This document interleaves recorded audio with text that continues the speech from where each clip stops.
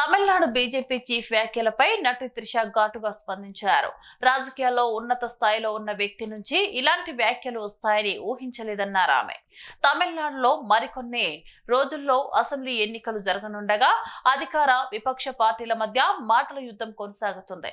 అందులో భాగంగా బీజేపీపై విజయ్ చేసిన విమర్శలకు కౌంటర్ ఇచ్చే క్రమంలో తమిళనాడు బీజేపీ చీఫ్ నాగేంద్రన్ వివాదాస్పద వ్యాఖ్యలు చేశారు. విజయ్ ముందు తన ఇల్లు దాటి ముందుకు రావాలని, త్రిషతో ఉన్న అనుబంధం నుంచి సైతం బయటపడితేనే ఆయనకు వాస్తవాలు తెలుస్తాయన్నారు. నాగేంద్రన్ వ్యాఖ్యలపై త్రిష అంతే ఘాటుగా స్పందించారు. రాజకీయాలకు తనకు సంబంధం లేదన్నారు. భవిష్యత్తులోనూ ఏ పార్టీలో చేరే ఉద్దేశం లేదని స్పష్టం చేశారు.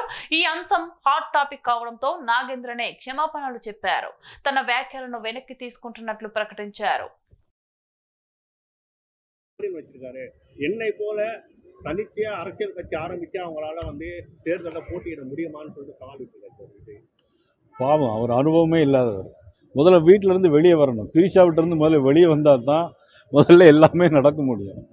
இவர் அதாவது குடும்பத்தோடு நல்ல உறவு வைக்கணும், நல்ல தலைவர்கள் வழி நடத்தின இயக்கத்தை நல்ல முறையில் சொல்லணும்.